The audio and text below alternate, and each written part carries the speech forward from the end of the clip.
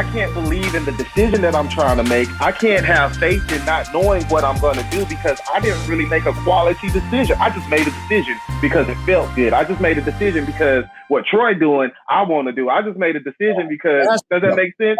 And it's not a quality decision.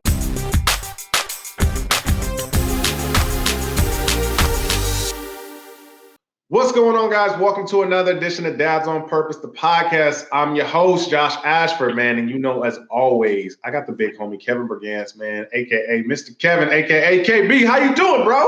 What's up, baby? As always, it's good to be here on Dads on Purpose podcast with my boy, Josh. Yo, every time we do this intro, when I go to edit it, I always gotta like bring that one part down because it peaks every time, man. And I'm not trying to hurt nobody's ears.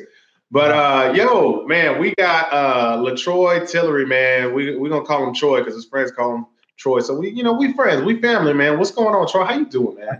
I'm doing so well, man. I'm blessed and highly favored. I ain't got no complaints, man. I'm happy. Man, he gave that church answer, blessed and highly favored. Coming here, representing St. John Missionary Baptist Church in New York, headed by Pastor. That's funny. I love it. I'm excited for you to be here. If anybody sees you on social media, man, they know just like how much you just love life, how much you love your family, how much you love your dogs. We're going to talk about them later. But man, I really wanted to have you on because I feel like twins don't get talked about as enough coming from a dad's perspective, man. I know I come from a twin family. My mom was a twin. My wife has a lot of twins on her side of the family. And, you know, I've always wanted twins until I had one. Right. And then I was like, I'm good. I don't want twins. So, man, my first question for you, bro, is just like when you found out you were having twins, man, like what? Because like when you found out you was having twins, did you like say like, oh, that's awesome, or is it just like? we were super excited, and I think it was a blessing that we found out so early. We found out we was having twins at 6 weeks. Oh, wow. Yeah, but bro, real quick, don't skip over that. How'd you find out at 6 weeks? Because usually you don't even like find out, you know what I'm saying, like that early. Right. So yeah, we were trying. You know, I like to say that my kids wasn't an accident. So we was actually trying to have kids. So we found out we was pregnant. We didn't find out we found out we was having twins because one day my wife had a little situation, while we was at church, so we had to go to the emergency room.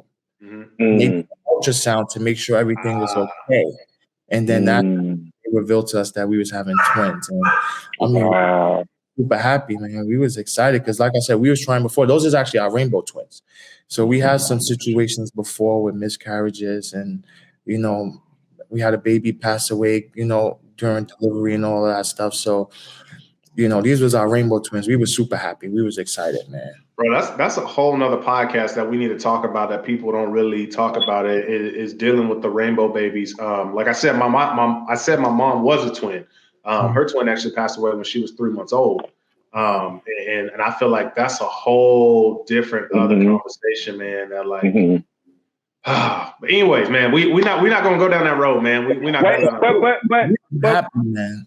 Yeah, but I do. I mean, just a brief. Go ahead. You good? Yeah, just a brief snippet, but like, how did that make you feel in that process? Because I know there's a lot of families out there that are trying and going through this and going through the struggle, and we got it, and then losing their baby. And so how did you as a, because see, oftentimes we hear mothers talk about it all the time, right? Yeah. And so I know we got a lot going on in this podcast today in a short amount of time, but just briefly, like, how did you deal with the loss or of those miscarriages up to your rainbow kids?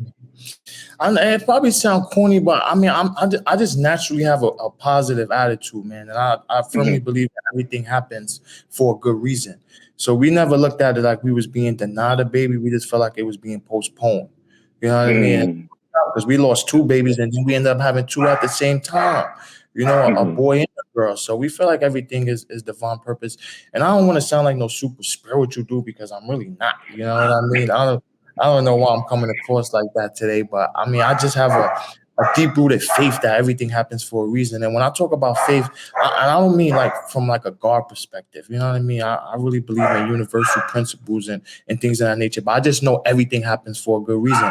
So we always was positive through it. And yeah, we almost lost one of our twins. A matter of fact. Wow. Chris even told us that my son definitely probably was going to be a miscarriage too. But I mean, my wife and I, we just have super faith, man. We just know like everything is always going to work out, and it usually tends to. Yeah, man. Thank you for sharing, bro. Like seriously, because I know a lot of guys kind of needed to hear that, and it's not that we weren't going to have it, but just not right now. Man, that's amazing. Thank you for sharing that, bro. Appreciate it. Are these pups going crazy for y'all? I mean, they going crazy, but it's kind of like, you know what I'm saying? When we had the homie Josh on here, Melanated Daddy, his kids was going crazy, and it's like, it is what it is, man. We're not trying to fabricate nothing or make no scenario, man. If this is real life, it's real life. If people don't want to listen to this episode because of the dogs, I mean, it is what it is, bro. You know what I mean? We listen, we dads, and this is how dads roll, right? That's what I'm saying. She took the kids outside. They got a big well a couple weeks ago, so they haven't to play with it because of the rain. So they outside. They actually having lunch outside on the porch. That's nice. I'm not gonna lie. I usually have lunch outside at my house. We just bought a new house, man, and we got a beautiful pool in the backyard, and so I just go out there, man, and like I never had a house in my life. Like I'm 33 now, and so my wife and I, we bought a townhouse, but I've never had a house. Right. And when we bought it, I was like, okay, this is step one of what I worked so hard for. Like, yeah, I'm gonna sit out here, I'm gonna eat this sandwich and these great value potato chips because now I can't afford Ruffles now. But you feel me? Yeah, man. You gotta, man. Yo, but here. So you know, you found out you were having the twins. It was a blessing. Everything worked out, man. What can we expect if we have twins like that?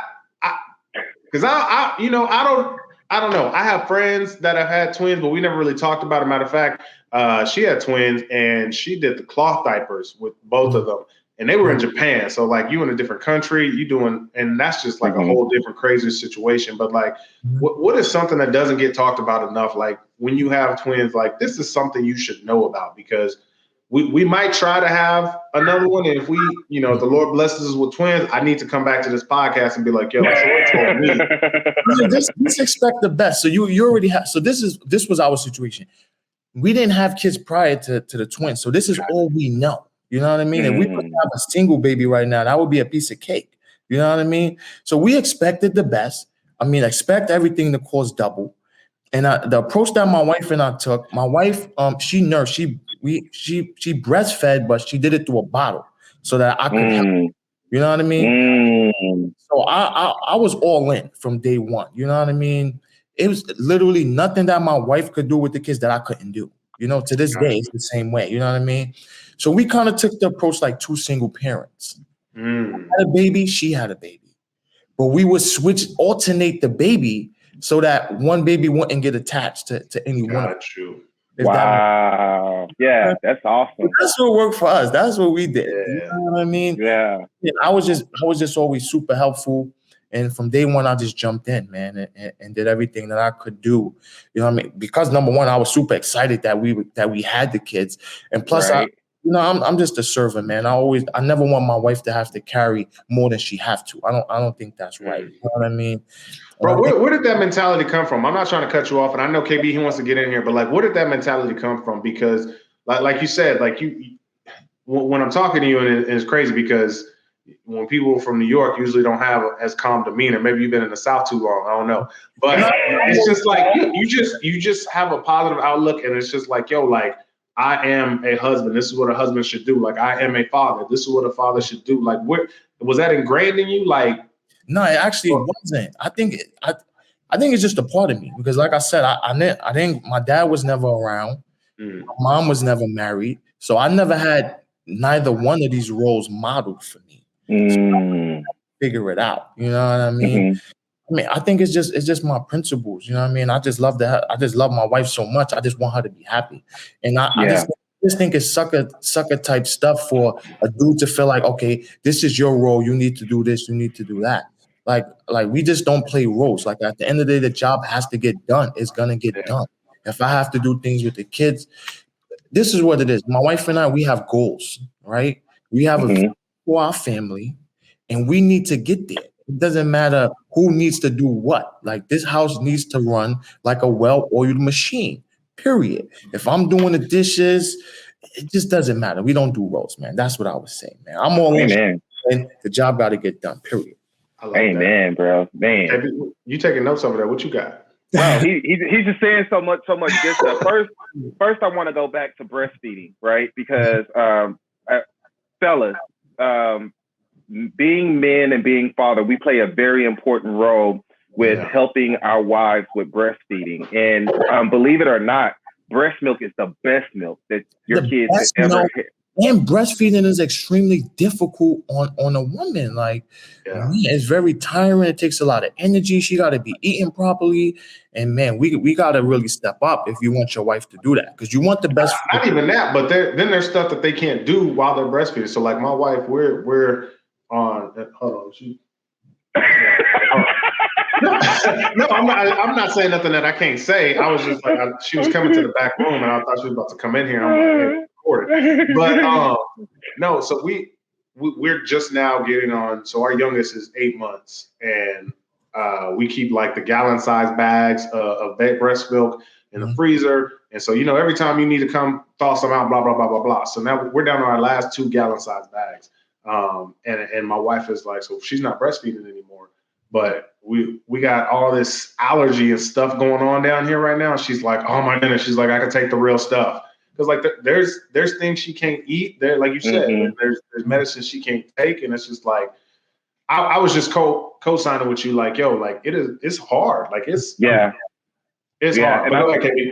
And I know our experience, the breast gets sore and crack, and it's just so much. But breastfeeding, breast milk is the best milk. Like the formula is okay, it's manufactured, but breast milk is the best milk. And we as fathers can play a major role in making sure that the production is able to keep going, and and that we're supporting. I think I really like Troy, what you said. I wish we would have done that part, like because and I want to ask. I hope this is not too personal, but latching is a difficult process. So did you guys try to latch, or was it one of those things where we tried to? Okay, no, we did both, but she had to pump and set the milk aside so I would be able to help more. Okay. So she did it for a very long time, and we built it up, and that liquid gold, man, is valuable. Liquid gold, man. Yo, and I'll also say, man, and I don't know if a lot of dads talk about this or if they know. I'm sure they do, but like you said, breast milk is the best milk, man, because it actually changes depending on what the baby's telling the mom through the nursing, and it's an amazing. We talking a lot about breast milk, but that's okay, because here's the thing. It doesn't get talked about, man. And our whole goal with this platform, bro, is really to talk about the things that don't get talked about as much, to make them normal, so that we're not having awkward conversations. So that when you at the bar, like, hey, dog, is breast milk coming through? Yeah, man, it's coming. It's good. You have to feel like, you know what I mean? Like change the dynamic of the conversations that we have. And so we're not just talking about sports and whatever. Shout out to UNT. We play in the final or the NCAA tournament. Yeah, 7. I'm watching. But also, man, but it is with the work that I do with Teen Fatherhood. Actually, that's how we started our Teen Fatherhood program, was because it was surrounded around the idea of breast milk and breastfeeding and helping young families in that process, because we know that the nutrition, the health, the stress, all of that is a part, and we have an obligation to step in and to make that situation as calm and comfortable as possible, because that $65 can every 2 months, man, that was a killer. I was getting donations from whoever I could. Right. Because man, formula is expensive, and when you have something so pure and so much better for your kid already in the mom, we have to do everything that we can to make sure that production is working. But one of the things that I really, really love is that you love your wife so much that you want her experience. It's not just. I think what I'm hearing is not just her experience; it's our experience, and I think that's a different partake because she pregnant. That's all. We always say that, right? We don't say we pregnant. We say she pregnant. It's definitely a we thing, man. It's definitely a we thing, and I don't know. I think that just came natural for me, man.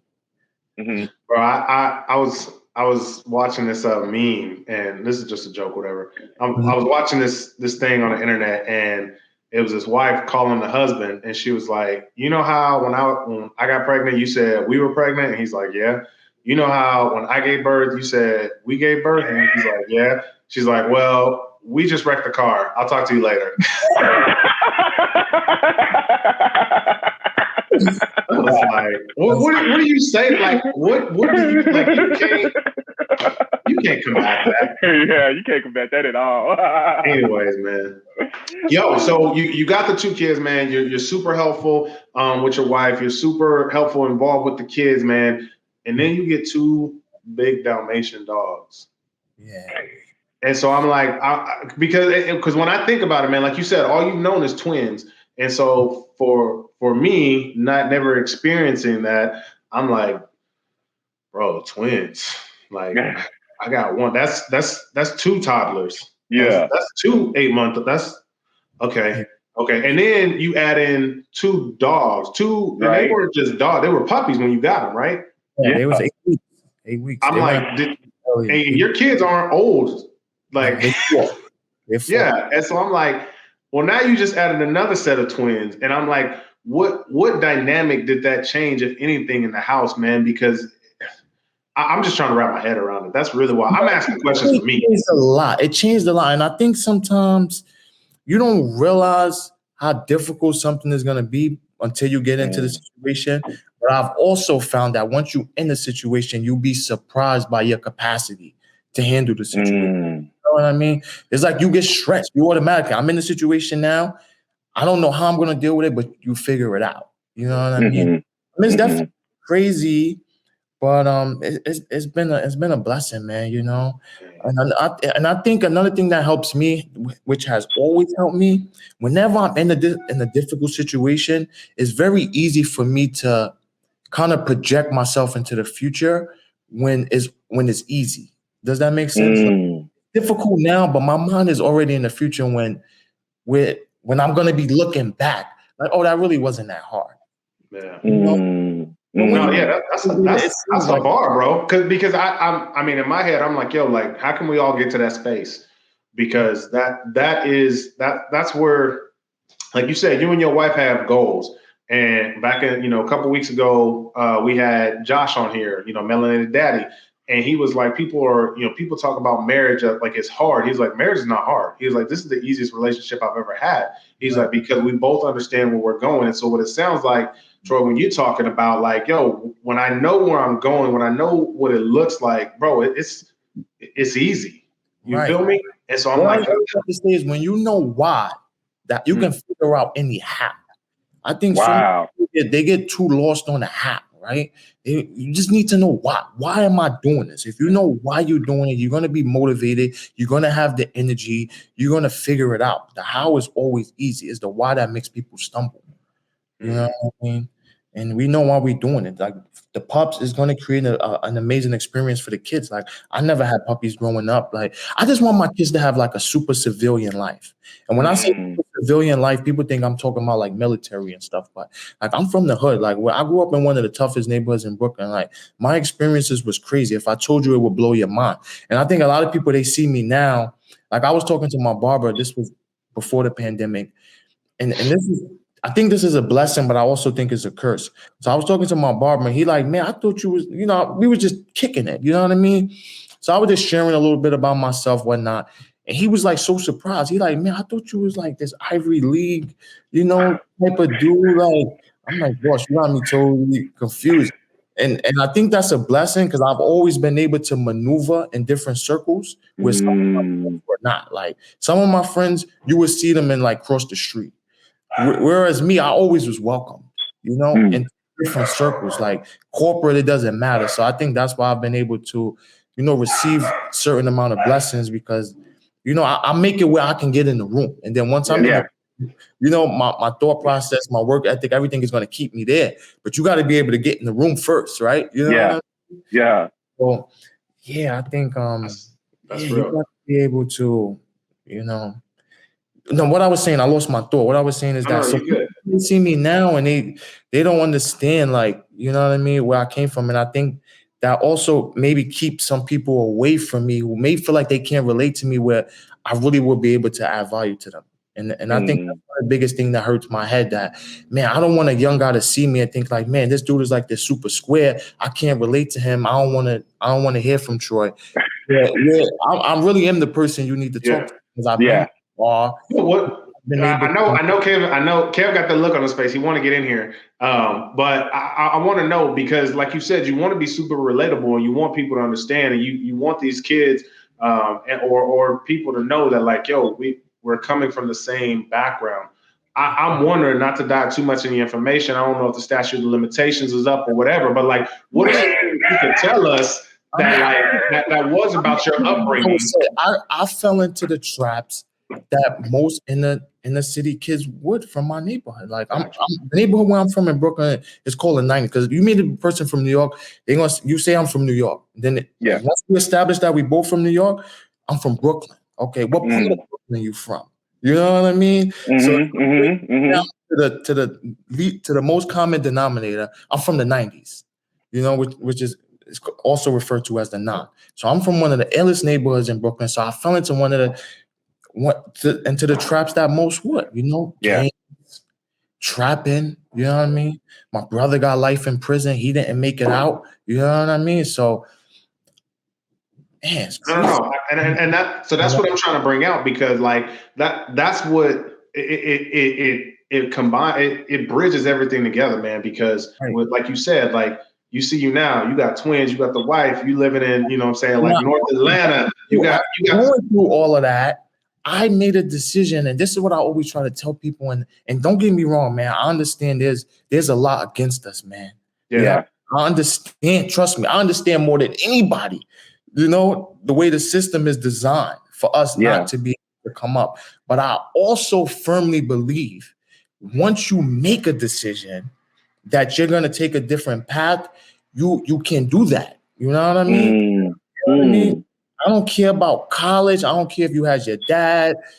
All of that's irrelevant to me. Once you make a solid decision that this is what I'm doing, you can recreate yourself. Because I did it. I was able to recreate myself. Like, the man, I am who I am, but I'm different. If that makes sense. The way I think is different. The way I move is different. And I still was able to, and I'm in the process of creating the results that led me to make some of those bad decisions, but just through a different path. You know what I mean? There's so many ways, like, for you to get money, because ultimately that's what motivated me to do the things that I wanted to do. You know what I mean? If you had 5 reasons why I did what I did, it was money, and money, right? I wanted to create a pleasant experience for myself and for my family before I had a family. You know what I mean? But I was able to pivot, man, because I made a quality decision and said, man, I'm going to grow. I'm going to change. I'm going to work on myself. I'm going to, want to pursue different things. Where did that pivot? Where was that pivot at? Like, because I think this is amazing, bro. I think because, man, we can always talk to the fellas who've always had a decent life and, had the friends, had the family, had the support. But what I'm hearing is we coming from the hood. Like, I could resonate exactly with what you're talking about, man. I'm from Houston. Yeah, right. You from the H? Bet. Yeah, so anybody from Houston, though, you say, man, I'm from Southside. Oh, you from the South? Bet. No, I'm from Harlem Clark, baby. My neighborhood is the Clark. You know what I mean? And so I could resonate with that and coming up out of that, right? Because even in there, I'm like you, having the opportunity to fall in this group, and fall in that group and be around and be accepted all the way across. But I think some of us as fathers who have grown up in that haven't figured out the pivot. I want better. I know I have to do better, but where did that pivot kick in for you to say, you know what, the lifestyle that I'm in and the lifestyle that I'm living, I want to do better. So where did that pivot kick in for you, and how did you create this new life, to have a wife, to have 2 kids, to have the Dalmatians? I like that. Right. I think so. I got to a point where, man, I just started looking around. I'm like, man, this just doesn't seem worth it to me. You know what I mean? And I just felt like dudes also wasn't playing fair. Like, you know what I mean? The way the culture was going, I just knew it wouldn't end well for me. You know what I mean? Because I was playing by a set of principles that I felt like was no longer valid. You know what I mean? In the industry that I was in at that particular time. You know what I mean? Industry. You know? So I said, man,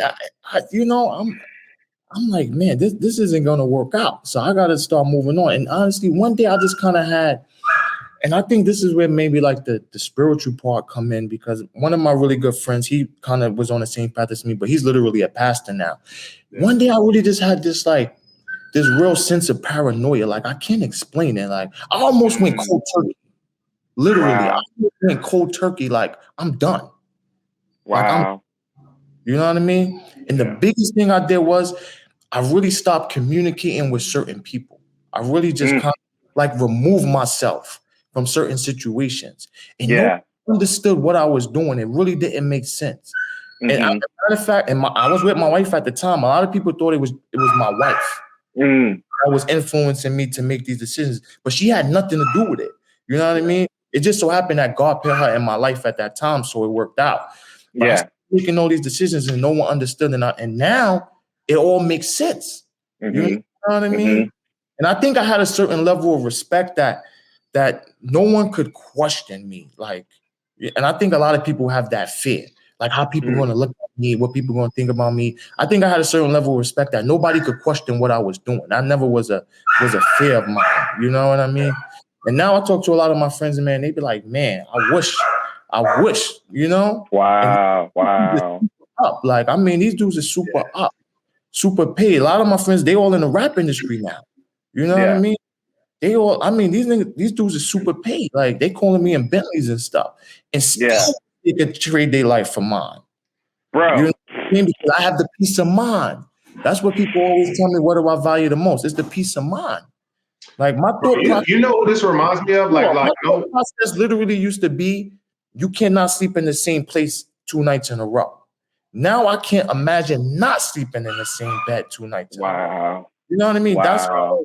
That's how big of a shift I made. So I hope I answered the question. No. You absolutely did, man. And this makes me think about Nip Hussle, bro. Like, he's from the streets. Like, he was with Rolling 60s. Like, Nip put in work on the block. Like, I'm from LA, so like I really know what Nip was out there doing, bro. But he had a shift. It's the same thing that Pac was doing back in the 90s. Like, Pac was on the block too, but then he was just like, yo, like, this isn't gonna work out for me. And what he started to do, and the same thing Nip started to do, and the same thing you're starting to do, is that you shifted, but you're not just taking yourself with you. Like, all of them, they started to take the culture with them. They started to transition that, man. And that's why I love what you're doing on IG, man. Posting your wife, posting your kids, posting your dogs, posting you at the tennis court, because now when people see that, they can understand, like, bro, you can go from the hood to the burbs, and you can live in the community with the tennis court. And you don't have to lose you. You don't have to lose who you are. Like, you know what I mean? Like, I am who I am. Like, if you don't want to do business with me, like, boss, I'm not begging nobody for nothing. You know what I mean? That's another thing I always tell people, man. You have to believe in you. Like, you just cannot be begging people for opportunities. You have to create opportunities. You know what I mean? Even in this social media space, like, don't get it confused. There's things that's going to get you recognition, and there's things that's going to get you paid. Like, everything is also business involved too. You know what I mean? And you always have to begin with the end in mind. Yeah. Right? Like, you know, I'm always thinking brand too, right? My family is a brand. You know what I mean? Like, you'll be surprised how many companies slide in my DM wanting to do this and do that. Like, listen, boss, I don't want your product. I'm good. Like, I don't need that. I don't want your product. You know what I mean? And so now we're talking about brand, man. And I really hope that we're not going to hurt your brand doing this podcast. But I was like, because I am who I am. The beautiful thing is, as an entrepreneur, no one can ask me for my resume. No one can ask me for anything. Like, This is what I do. Like whatever I do, whatever kind of business we doing, I'm going to deliver a quality product. Let me shut this whole podcast down real quick, man. Just talking about in this space, like, you know what I mean? Like it is what it is. Like, bro, you want Troy? You know how I feel right now? I feel like, man, pull up. I want anybody to pull up because can't nobody mess with us. Can't nobody mess with me. And that's just the power you're giving, man. It's like, but knowing who I am and living, and can't nobody tell me nothing because I have goals, I have dreams, I have visions. Man, one thing you said, and I think we know this, right, is the game ain't fair. The game is not fair. Yeah. It's rigged. Watch this, not even just that industry. America is not fair. The game is not written fair for us, but we can't lay down our lives for a game that's not going to give us any benefit to help us be the people that we want to be or the vision that we know we can be better, bro. And like, even in saying I want to pivot, you can't even challenge my pivot because I'm already on another different level. You can't act my resume because I didn't already. Yeah, like that doesn't. And another thing is that, and also when you make the pivot, you're not going to be able to see everything. But and this is what I always tell people, man, when you make the decision, when you make a quality decision, like this is what it is, this is the direction I'm going. I don't even know exactly where I'm going, but you'll be surprised how things just start lining up. Yeah. People and things just start falling into place. And you'll be like, yo, this is crazy. Like, man, it's like you just start attracting all the right things and things just start lining up. But you have to make that quality decision. And there's gonna be a time, and don't think I just said I'm gonna make this pivot and boom. Like there's a period, and for each person, that period could be different. I don't know how long it may be. It may be months. It may be years that you're gonna be tested. That are you serious? Like, is this a serious decision that you're making, or you know what I mean? Right? But you have to go through that test to get through the other side. You know what I mean? Bro, you said position where it's gonna look like nothing ain't happening, but it has to be happening within you. It should be happening within you before you see anything on the outside. It has to be happening with you. In fact, it's gonna look like nothing ain't happening. You even gonna be questioning it. Like, am I doing the right thing? Should I just go back to what I was doing? You're gonna want to retreat back to that big space because that's easy. That's all you know. I've been doing this since I was 12. I could easily, you know what I mean, get back to that. But to make that transition, it is going to be difficult, but you got to have that faith and belief that, man, I know I was created for greatness.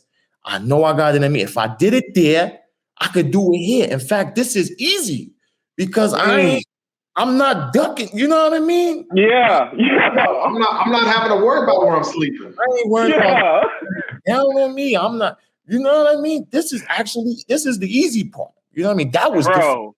You know what I mean? Bro, watch this. You are second guessing what you're doing because you didn't make a quality decision. Exactly. And I think, bro, that just blew my mind. Like himself. Yeah, like I can't believe in the decision that I'm trying to make. I can't have faith in not knowing what I'm going to do because I didn't really make a quality decision. I just made a decision because it felt good. I just made a decision because what Troy doing, I want to do. I just made a decision because, does that make sense? And it's not a quality decision. Like, bro. The way he put it in Master Key to Riches or Think and Grow Rich, it got to be like, he called it a definite of purpose. Like, a definite of purpose. Like, you know that this is what I'm doing and there's nothing that nobody can tell me. I'm going to make this happen, man. And then you just move out, man, as if you already did it. Like, you know, and I'll give you a perfect example. Even in this space, I already started playing around in social media, branding and all of that stuff. I'm not talking about just sharing pictures. I mean, like, really beginning with an end in mind. When companies is coming to you like, oh, can you do this and that? You know what I mean? Yeah. Man, we probably really only been thinking about branding, social media branding for less than 6 months. Like, you know, really building up. In this the first quarter of 2021, I already made 30 grand just in brand deals. Now, is that a lot of money? No. But I just came into this space, like, you know what I mean? So I'm already thinking if I could make 30, I could do 300. I could do 3 mil. You got to be, that's how you got to be thinking from a branding perspective. You know what I mean? But you got to have that begin with the end in mind, man, and just know, man. I'm telling you, things just work out. You'd be surprised. And you know what? And I'm over here. I'm just like soaking it up, man, because I love people. I'm fascinated by stories, man, and I love them, and that's why I love what we do on this podcast, because the goal is to help fathers become more well-rounded fathers. Like, that is the goal, man. And the people that we're looking for, they don't necessarily have to be verified on social media or anything like that, man. But you got to have a story, and just watching you and your family. I wanted to have you on here, man, because I never knew what it was like to have twins.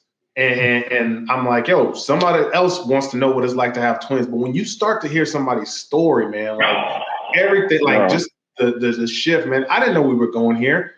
I'm like everybody else, man. I thought Troy was a good club dude, man. He got two extra Dalmatians. Everybody from the hood got Dalmatians, cuz. Like, what? You never know where it's gonna go, man. I'm like you, man. I just love people, man, and I mean, I can only share my experience, right? I don't know what else to tell you, man. I can only just share my experience and hope that maybe one person here say, man, if Troy could do it, man, he's average guy, maybe a little more handsome than me, but here we go. Nah. Seriously, though. Here we go. I'm just coming out, man. I grew up without my dad, single mom, welfare, man, from one of the illest neighborhoods in Brooklyn, man, never been to college, man, high school, man, went to high school for a week, said, man, flush this, man, get out of here. You know what I mean? But I just made decisions, man. Got a quality woman in my life, manage my decisions, work on myself. Every day I work on myself, man. I read a lot. I love to associate with people that I like to be the smallest guy in the circle so I can learn. I just super humble, man. I'm a sponge, man. If it's something to learn, I want to learn it. And I just believe there's nothing that no one could do that I can't do. I just have a faith. Like, I know I didn't make it out of all of that just to, you know what I mean? There has to be for my life. Like, I was created to do something phenomenal, and I may not have figured that part all out, but I just move with that sense of purpose. Bro, moving with a sense of purpose is, man, that's it. Just moving with a sense of purpose. I got a quick question. Because you said, I know who I am. How did not having a father affect who you are? And how did it affect your decision-making and becoming who you are and being able, because I think sometimes as fathers and as men, we kind of get hung up on not having that father figure to help better define who we are. So I want you to at least touch on that just a little bit. Like, how did you figure out who you were without your father and establish yourself as Troy and who you are today? Right. I think growing up, not having a father, I didn't realize how it affected me until now, like really having kids. Again, when you're like, man, I'm now I got to play this position that I never had modeled for me. Like, I don't even know what this looks like. Yeah. You really just had to figure it out. And I think when I look at my peers, if it was 10 of us, only one of us actually had a father in the household, right? So it led to me making a lot of bad decisions because my mom, she didn't know how to raise, I love her to death. I'm a mama's boy, nothing I wouldn't do for my mom. You know what I mean? Yeah. She couldn't raise us to be men. In fact, she sent us outside. Like, you know what I mean? I have 3 older sisters, an older brother who made some horrible decisions, that wasn't able to pivot from. And I have a little brother. My mom disciplined my 3 sisters, helped them stay on track. But the boys, she pretty much just said, man, go outside. She pretty much just gave us to the neighborhood. Like, man. Wow. Gave us to the streets, man. Like, you need to go figure it out. You know what I mean? Wow. Yeah. And so having that father there to keep us on track and to really show us how to think, we was left to, to get that impression from, probably a lot of bad examples. Yeah. I mean, so that's how I ended up making a lot of the decisions. that I made, but that also made me want to be better. It made me want to be. I'm like super radical about being a dad. That's why I'm so hands on. Like it means so much to me. I really look at it like, man, when my kids are older, number one, we raising our future friends, right? Mm-hmm. I really want to raise like quality kids, right? That Mm-hmm. I'm able to transfer my mindset to and give them all of the opportunities to compete. Like for me, I never went to college, but they're gonna go, right? And I'm gonna do it. I don't want them to have to work going through college and none of that. I want to, be able to provide that for them, but I really want them to go not for the sake of getting a job. I want them to go to understand that they can compete with anybody. Yeah. Like, it doesn't matter whether they look like you or they don't look like you. You know what I mean? Yeah. I just want to be able to give them all the opportunities that I never had and give them like the opportunity to compete and to be able to think like me and understand that, man, you're going to create your own opportunities, man. You're going to be a job creator, not a job consumer. Like I'm really radical about entrepreneurship. I don't want my kids to have to beg nobody for a job. I mean, you got to do what you got to do. Of course, they're gonna understand the employee part. I want them to understand that part too, but that's just never been my thing. Like, Troy, what's the end in mind with the social media game? Well, actually, right now I'm building my brand. I'm building the twins brand. My wife is building a brand. She's a blogger. She's doing her thing. Yeah. My wife is super intentional about what she does. My wife is super sharp too, man. I'm telling you, I'm just super blessed to have a wife that's as hungry and radical about personal development and also leading, right? About pouring into other women. You know what I mean? So I'm blessed on that, man. So yeah, we just building multiple brands over here that's going to be under one umbrella as our family thing. And yeah, we've been having fun, man, learning a lot these past few months, man, talking to these brands and stuff. And one thing we always stand on is that, man, we know our value, man. You're not just going to come to me about no nonsense and try to hit. I like to joke and say, and don't get me wrong, like money is not. We're not motivated by money. Like ultimately, I don't want to say teach, but I want to be able to, you know what I mean, to really mentor and really put some things together where I can help people, because it really is super easy, right? So I don't ever want to have to teach anyone to build a business, because that's the how. That's really simple. I really want to be in a position where I can help build people. Like if I can build a business, like that's not hard part. So eventually, that's my ultimate goal. I really want to be able to teach and mentor and put some programs together to help people who want to be able to pivot to be able to do so. And in arenas where it doesn't matter what your past was, that's irrelevant. It's all about the value you can bring to the marketplace. As long as you bring in value, people won't pay you. You know what I mean? Brands now because of the value we bring, right? And we know our worth. Like again, you're not come to me with no nonsense talking about. Like the old Troy go come back up in his piece. But he's so smooth with it. He's so smooth with it. In these few months, I learned that it's two schools of thinking. Like when it comes to this branding stuff, a lot of people think I need to do a whole bunch of free stuff in order to create paid opportunities. And our very first branding deal was a 5-figure branding deal. And we've never done anything for free. We just created quality content. And some people think, okay, let me hold this thing for free so another brand can come and say, oh, how awesome would it be? No, like just create quality content and make brands visualize if they can put their stuff in your content. Does that make sense? I love that. I gotta know your worth. Like, listen, this is what it's gonna be. Yes or no. Like, I'm not taking. You know what I mean? Besides, I got a question, Troy. What? And because this is just the age, right? It's 2021. Social media, branding, all that is like it's just the wave of the world, right? And I think my question, because I was really excited. First of all, I loved your stuff, but then when you came out with your kids' Instagram, it was just like, bro. But how how are you doing the branding with your kids and protecting them at the same time? Just because I understand, like, it's a vulnerable space at times when we start adding kids to the mix in the system. So I'm really interested to kind of hear your take on developing their brand. How much of it are there really, like, I know they're sitting down taking pictures and stuff, but do they recognize, like, hey, we're taking pictures specifically for this? Or is it just like, hey guys, let's just take pictures, and then as they grow, you guys will start introducing them into what you guys are building? Like, I just kind of want your mindset and background on that. Right. No, we are already transferring an entrepreneurial mindset to them. Right. So, they might be watching, Ryan and all these little guys on YouTube.